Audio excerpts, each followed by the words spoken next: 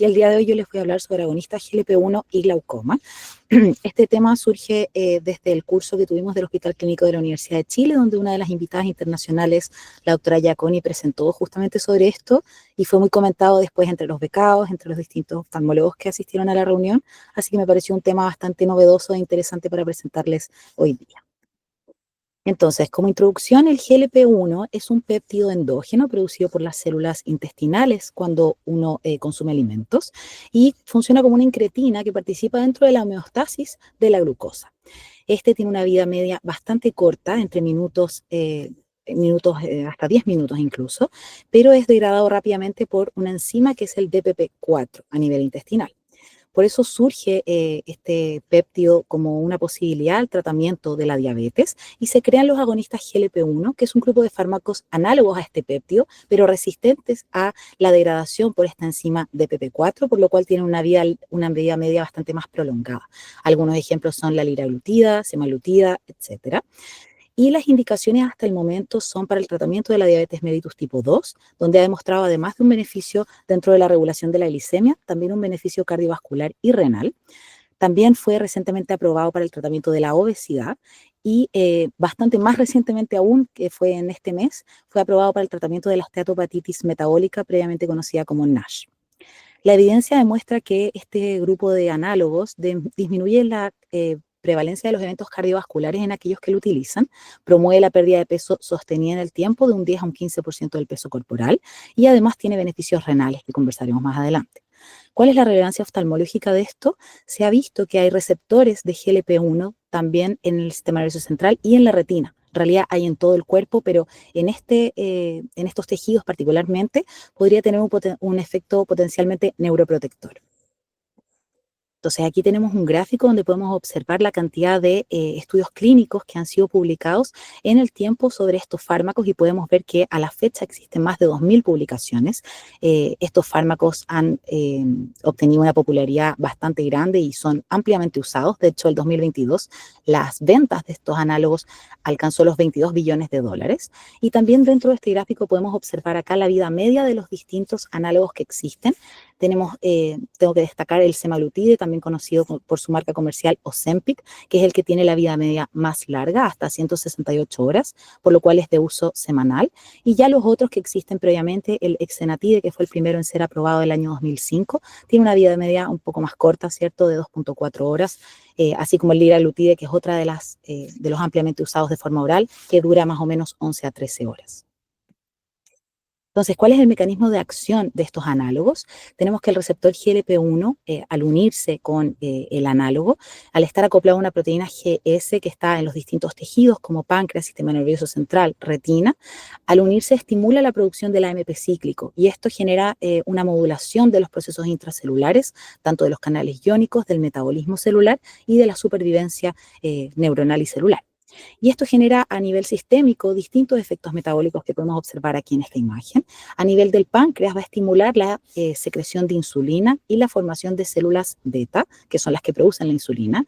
Y algo bastante importante que recalcar es que este aumento de secreción de insulina es dependiente de glucosa, o sea que además este grupo de fármacos es bastante seguro ya que no produce hipoglicemia, o sea, si el paciente lo utiliza y no ha consumido alimento y tiene bajas cantidades de glucosa en la sangre, esto no va a generar una hipoglicemia como sí pueden generarlo otros tratamientos para la diabetes. A nivel páncreas, o sea, al nivel del páncreas también va a generar una disminución de la apoptosis de las células beta y también una disminución de la secreción de glucagón. A nivel cardíaco tenemos que aumenta la absorción de glucosa y la frecuencia cardíaca de una forma modesta y disminuye la presión sanguínea. A nivel pulmonar también se ha visto que tiene efectos antiinflamatorios y a nivel del surfactante y del intercambio gaseoso, por lo cual generaría una protección a nivel pulmonar. También se ha visto que puede ser un aliado dentro del tratamiento del síndrome de apnea del sueño, también en parte por la disminución de peso, pero se ha visto que también, como les explicaba, por estos efectos específicos que puede tener a nivel pulmonar. Dentro de otros efectos que puede tener es que aumenta la sensibilidad de las papilas gustativas, aumenta también el almacenamiento de glicógeno a nivel hepático, en el tejido adiposo aumenta la absorción de glucosa y la lipogénesis. A nivel renal, como comentaba previamente, se ha visto que tiene un efecto protector a través de un aumento de la natriuresis, eso también ayudaría a disminuir la presión sanguínea. A nivel óseo se ha visto que estimula la producción de hueso y a nivel muscular aumenta también la producción muscular a través de la absorción de glucosa y de la síntesis de glicógeno. Dentro de los efectos gastrointestinales y uno de los más importantes dentro de su efecto como fármaco para la pérdida de peso, disminuye el vaciamiento gástrico, lo retarda bastante, entonces genera una sensación de saciedad mucho más prolongada, pero también se ha visto que esta disminución de peso también se atribuye a su efecto a nivel cerebral de la disminución de apetito que también genera en el sistema nervioso central. También hay efectos extrametabólicos, donde se ha visto que también tiene un poder antiinflamatorio, poderes antioxidantes y antiapoptóticos. Entonces, ¿a qué lleva todo esto? A distintos beneficios a nivel sistémico, donde tenemos que destacar la pérdida de peso, la protección cardiovascular, la disminución del colesterol, la disminución de la glicemia, por supuesto, la disminución de la inflamación. Eh, Puede ser también un aliado dentro de la apnea del sueño, como comentaba previamente, una protección renal, una disminución de la grasa visceral, reducción del apetito y también reducción de la presión sanguínea. Pasando a los efectos neurológicos, como les comentaba, hay también receptores en el sistema nervioso central para este péptido, y estos se encuentran en el hipocampo, en la corteza y en el hipotálamo. Y esto se ha visto que va a disminuir la neuroinflamación y el estrés oxidativo a través de distintas vías intracelulares. Dentro de esto quiero destacar el metabolismo de los astrocitos, donde genera una disminución de la activación de la glía en general. Entonces esto va a disminuir la inflamación sistémica y a nivel neuronal. Y esto se ha visto que también aumentaría la supervivencia neuronal y la plasticidad sináptica. Acá tenemos un esquema de un trabajo donde se estudió que esto había tenido distintos beneficios, tanto en la enfermedad de Alzheimer y en la enfermedad de Parkinson, así como también en trastornos adictivos, debido a las distintas vías celulares que los regulan. Y respecto a esto, tengo aquí un trabajo para mostrarles del año 2022, donde se observó el tratamiento con análogos de GLP-1 y la incidencia de demencia en 2 ensayos clínicos randomizados dobles ciegos. Y podemos acá observar que para un N de casi 16.000 pacientes, el hazard ratio para presentar demencia en 5 años fue de 0,47, o sea, una reducción del 53% del riesgo. Pasando ahora ya a lo que nos convoca, los efectos oculares, tenemos que a nivel de la retina también hay receptores para GLP-1, y a nivel de la retina entonces la estimulación de estos receptores va a proteger a las células ganglionares de la apoptosis, reduce también la activación de la microglía y por ende el daño inflamatorio. Y esto entonces ha tenido una implicancia como potencial rol neuroprotector que podría tener para las enfermedades neurodegenerativas como el glaucoma. Entonces, respecto ya al efecto de los GLP-1 y el glaucoma, se han propuesto 2 mecanismos principales por los cuales este podría ser un adyuvante al tratamiento.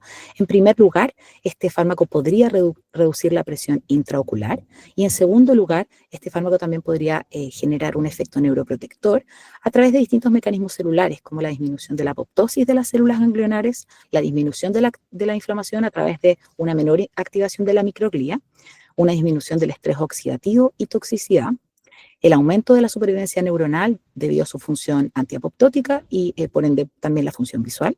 Y esto es importante, que es un efecto independiente a la reducción de la glicemia. O sea, antes se proponía que el efecto antiinflamatorio era debido a la reducción de glicemia, que sabemos que es obviamente un factor inflamatorio a nivel sistémico, pero se ha demostrado que esto sería un efecto independiente.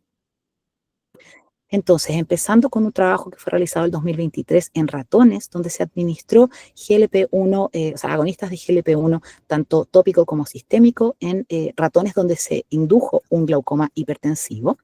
Tenemos que, en primer lugar, a los ratones se les inyectó a un grupo de ellos un compuesto que incluía microesferas plásticas para así activar los macrófagos y la microglía, así elevar los distintos factores inflamatorios, generar una activación a nivel de los astrocitos y así generar un aumento del apío y también una muerte de las células ganglionares.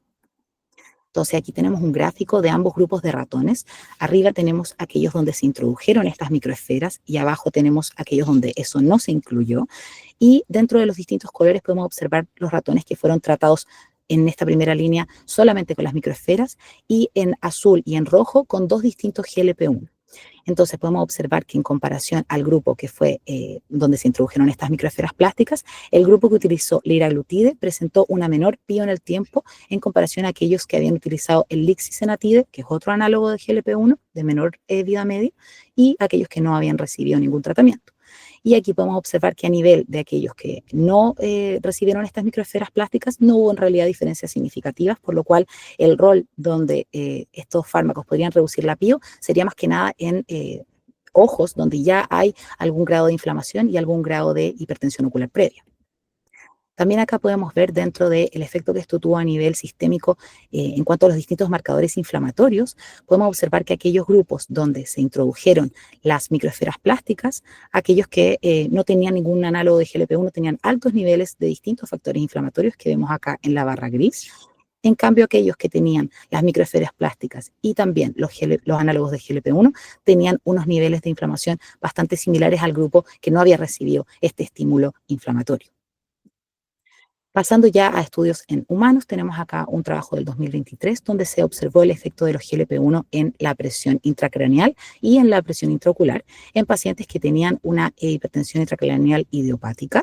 Se estudiaron 16 mujeres con un medidor de la presión intracraneal y se observó que después de haber consumido exenatide hubo una disminución de la presión intracraneal en el tiempo, que fue estadísticamente significativa.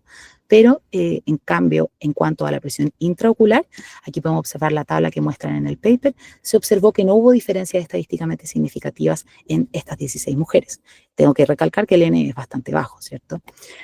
Pasando a otro trabajo con un N un poco bastante mayor, del 2024, tenemos acá que se estudió la asociación entre los análogos del GLP-1 y la presión intraocular, donde se estudiaron 2.330 ojos, y la reducción de PIO en promedio fue de 0.4 milímetros de mercurio para el grupo que utilizó los análogos de GLP-1 y de 0.2 milímetros de mercurio para el grupo control, lo cual no fue estadísticamente significativo. Sin embargo, ellos estudiaron dentro de esto los subgrupos donde había una PIO previa mayor a 15 y un antecedente de glaucoma, y encontraron que en ese grupo de pacientes sí hubo una asociación, o sea, hubo una reducción bastante mayor de la PIO de 1.44 milímetros de mercurio, pero la conclusión final de este trabajo fue que no hubo una asociación significativa entre el uso de los agonistas GLP-1 y el cambio en la PIO después de ajustar todas estas variables. Ya pasando a la incidencia de glaucoma y los pacientes que consumen los agonistas de GLP-1, tenemos que aquí en pacientes que tenían diabetes tipo 2 se estudiaron 4.098 ojos y se observó en un estudio retrospectivo que hubo un hazard ratio de 0.7 para el riesgo de padecer glaucoma de ángulo abierto en aquellos pacientes que consumían GLP-1 en comparación a los que no lo consumían y utilizaban otros agentes antidiabéticos. Otro trabajo del 2025 publicado en Ophthalmology que estudió 61.000 pacientes observó el riesgo en aquellos que no tenían diabetes de presentar glaucoma, siendo algunos tratados con análogos de GLP-1 y otros sin tratamiento. Y encontraron que a 3 años había una reducción del riesgo de 50% de presentar el glaucoma primario de ángulo abierto y un 56% de presentar hipertensión ocular. Y esto aumentaba a 5 años a un 58% para el glaucoma primario de ángulo abierto y un 66% para hipertensión ocular. Respecto a la seguridad, que también es algo que los pacientes preguntan bastante, ya que han surgido algunos trabajos y casos, reportes de casos específicos donde se ha asociado el consumo de los agonistas GLP-1 y el riesgo de neuropatía óptica isquémica no arterítica. Este es un trabajo bastante reciente publicado en el American Journal of Ophthalmology, donde estudiaron justamente el efecto de semaglutide y el riesgo de presentar esta neuropatía isquémica no arterítica. Y la conclusión final fue que no hubo un riesgo aumentado de presentar neuropatía óptica isquémica no arterítica en los pacientes que consumían semaglutide en comparación a los pacientes con diabetes tipo 2 tratados con otro fármaco o aquellos pacientes sin diabetes, pero que tuvieran un alto índice de masa corporal, ya que este sería otro grupo, ¿cierto?, donde tendría la indicación de utilizar estos fármacos. De hecho, este trabajo utilizó un N bastante alto de casi 200.000 pacientes. Otra posible complicación que también se ha sugerido es que el uso de los análogos de GLP-1 podrían aumentar la incidencia o aumentar la progresión de la retinopatía diabética. Esto se ha propuesto que podría ser por los posibles cambios bruscos que genera tanto de peso como posiblemente de glicemia. Acá tenemos un trabajo que también fue publicado en el año 2025 en el JAMA, donde podemos observar que se estudió tanto la incidencia de retinopatía diabética en pacientes tipo 2 que estaban consumiendo GLP-1 versus un grupo control, como también las complicaciones de la misma retinopatía diabética en ambos grupos. Y se observó un aumento bastante discreto de la incidencia de la retinopatía diabética en el grupo que consumía los agonistas de GLP-1. Sin embargo, dentro de este grupo las complicaciones por retinopatía diabética fueron menores, particularmente aquellas que amenazan la visión, por ejemplo, el glaucoma neovascular, la hemorragia vítrea, entre otras. Entonces, como conclusiones, tenemos que los agonistas GLP-1 son un grupo de fármacos que ha demostrado beneficios metabólicos, cardiovasculares, renales. Hasta el momento se han propuesto los mecanismos de neuroprotección principalmente a través de una disminución de la apoptosis, una disminución de la inflamación y una disminución del estrés oxidativo. Hasta ahora, en cuanto a los efectos oftalmológicos, tenemos estudios clínicos iniciales donde se ha encontrado una posible disminución del riesgo de glaucoma. Sin embargo, como les comentaba, los cambios en la PIO no han sido concluyentes y hasta el momento la evidencia que tenemos es preclínica, ya que todos los ensayos que existen, o sea, todos los estudios que existen son retrospectivos, no tenemos ensayos prospectivos hasta la fecha en cuanto a sus efectos oftalmológicos. Por el momento, entonces, este grupo de fármacos sería prometedor como un coadyuvante por su posible efecto neuroprotector, pero se requieren estudios randomizados a largo plazo también para poder confirmar su seguridad y eficacia. Por lo que por el momento, dado sus beneficios sistémicos que han sido ampliamente demostrados y su seguridad, tanto a nivel sistémico en el riesgo mínimo que tiene de hipoglicemia y también, como les comentaba, en cuanto al riesgo de progresión de la retinopatía diabética y de la asociación con la neuropatía óptica isquémica, podemos al menos no desaconsejarlos conociendo que podrían tener este posible efecto neuroprotector, además de, por supuesto, todos los beneficios sistémicos que ya han sido ampliamente demostrados. Muchas gracias. Quedo atenta a cualquier comentario o pregunta.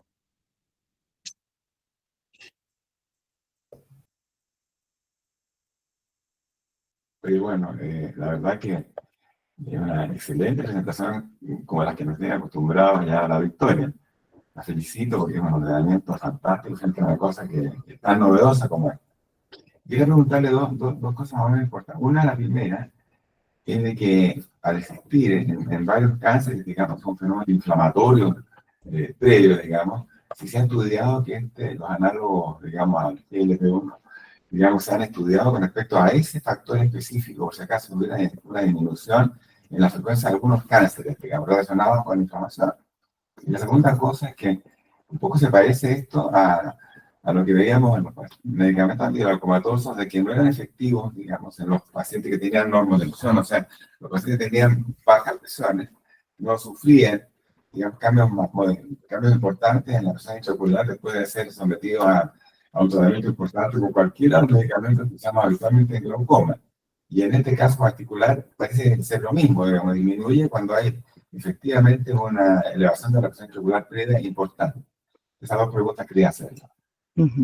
Gracias, doctor. Bueno, respecto a lo último que usted comentaba, efectivamente, la evidencia hasta el momento indica que el rol de estos fármacos para la reducción de la PIO es principalmente a través de la disminución de la inflamación, como les mostraba en el ensayo que fue realizado en ratones. O sea, en aquellos ratones donde no hubo una exposición a un agente inflamatorio, no hubo un cambio significativo de PIO. Entonces, ese hasta ahora sería el mecanismo propuesto. Pero hasta el momento, como le comentaba, no hay ensayos clínicos randomizados en humanos que nos puedan realmente demostrar esta asociación, particularmente, como usted dice, en el glaucoma normotensivo. Con respecto al cáncer. Respecto al cáncer, bueno, lo mismo. Se ha propuesto que a través de la disminución de la inflamación podría tener un rol en la como regulación inmunológica que pueda haber, pero claro, no existe hasta el momento un ensayo clínico que se haya estudiado, o al menos yo no he visto ninguno, que haya observado una disminución de la prevalencia de cáncer de manera prospectiva.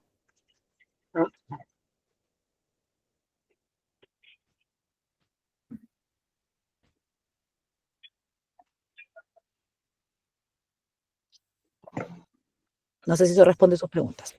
Sí, perfecto.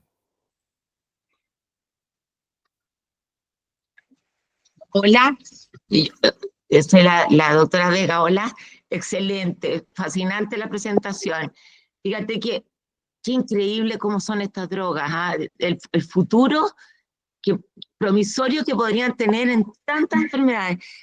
No se han investigado en el ojo ninguna, por ejemplo, hasta la degeneración macular. Es que tantas enfermedades, pues, tantas enfermedades que ya, claro, que llega a ser trillado, que aparentemente ahora todo tiene un comienzo inflamatorio. La inflamación es la madre de todos los males, pero, aparentemente así es. Entonces, drogas como estas podrían ayudar en un sinnúmero de enfermedades, que, como dice Claudio, partiendo por el cáncer y por tantas otras, la misma degeneración macular en el ojo, y muchas otras que van produciendo apoptosis secundaria a mecanismos inflamatorios.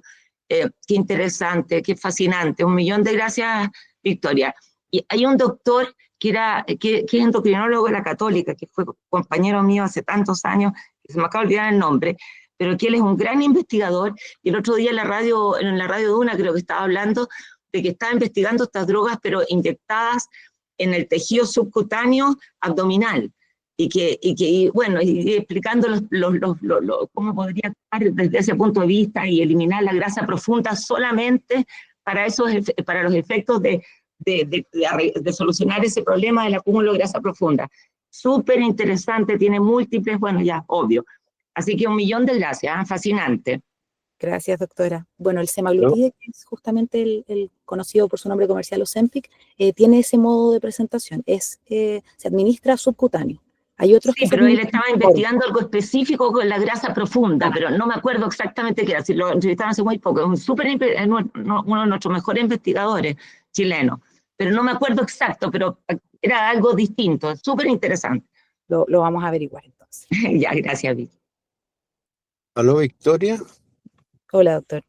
Hola, sí, yo también quería felicitarte, muy interesante la presentación, la verdad es que es una revisión más profunda, todos más o menos tenemos idea de lo que era este fármaco, pero no habíamos tenido la oportunidad de una revisión tan profunda.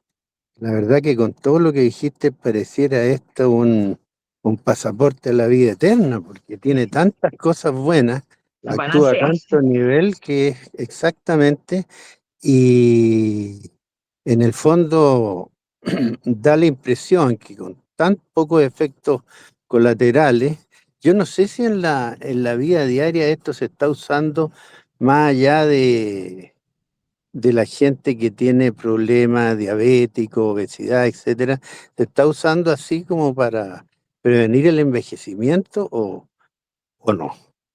Si sabes algo en relación a eso. Mire, hasta ahora estoy de acuerdo que es un grupo de fármacos que demuestra ser bastante prometedor, pero las indicaciones de la FDA al menos son esas tres que comenté: el tratamiento de la diabetes tipo 2, el tratamiento de la obesidad, y en agosto de este año, o sea, este mismo mes, fue aprobado para el tratamiento de la esteatohepatitis metabólica. Pero efectos en el envejecimiento o ese uso off-label, que podríamos decirle, desconozco, no está aprobado al menos, como le comento, por las agencias internacionales.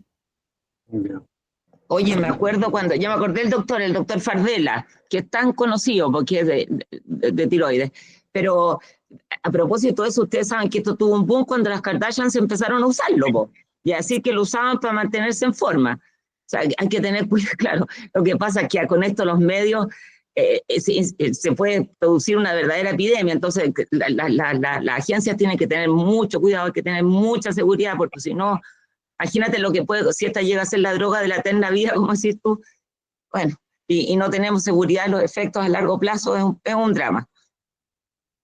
¿Y qué fue lo que pasó? No te escuché eso. Que las Kardashians, hace un tiempo atrás, que hubo empezaron a decir las redes sociales que estaban usando eso para mantenerse en forma, para ayudarlas, entre comillas, a mantenerse en forma. Y te imaginas el poder que tienen esas niñas, a que millones de mujeres en el mundo las sigan.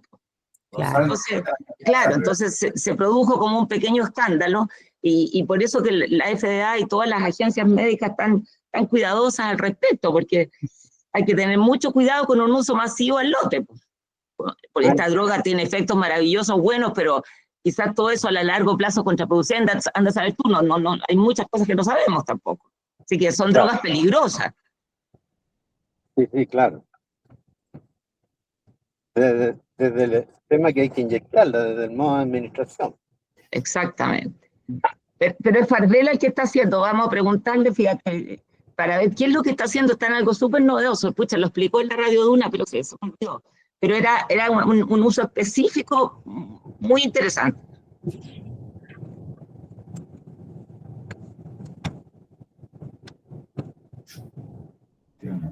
Hola Victoria, solo felicitarte este tipo de presentaciones con revisiones de literatura reciente nos ayuda mucho a los clínicos para poder dar recomendaciones a los pacientes y te felicito, así deberían ser muchas de las presentaciones que uno hace basadas en artículos, ya que estos fármacos son ampliamente usados hoy día, muchos pacientes comentan que lo usan y son la verdad que de uso crónico, entonces es muy útil tener la literatura reciente al respecto para poder darle la recomendación pertinente, ya que algunos nos preguntan si tienen efectos adversos, tal como tú lo presentaste hoy día para el glaucoma u otras patologías.